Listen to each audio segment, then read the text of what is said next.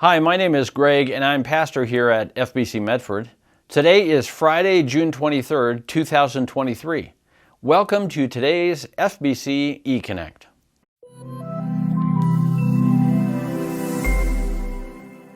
Have you ever wondered if God was hearing your prayer? It is likely that anyone who has sought the Lord in prayer has felt this way from time to time. We come to the Lord in desperation for a real need, and we aren't sure if our pleading with God is getting through. King David had the same experience.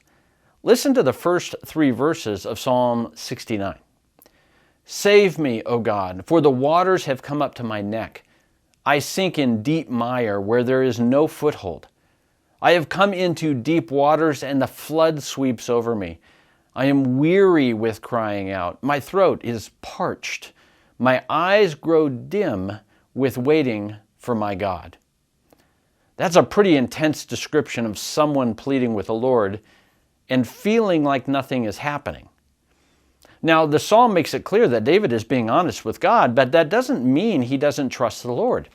He shows us that we can struggle with following the Lord in this broken world while still having a robust faith in Him. Listen to what he says in verse 13. But as for me, my prayer is to you, O Lord, at an acceptable time, O God, in the abundance of your steadfast love, answer me in your saving faithfulness. David could feel the tension of wondering if God was listening while at the same time having trust in God's abundant love. Those two things aren't mutually exclusive. How can we know that God hears? Because of what Jesus did for us.